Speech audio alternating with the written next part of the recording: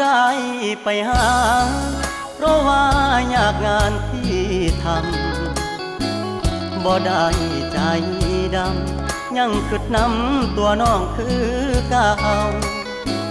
บ่ได้เปลี่ยนไปหัวใจอ้ายยังห่วงเจ้าบ่ได้ปล่อยให้เงาเสาร์อาทิตย์ติดงานโอทีได้แต่โทรหาน้องคงจะไม่ว่ากัน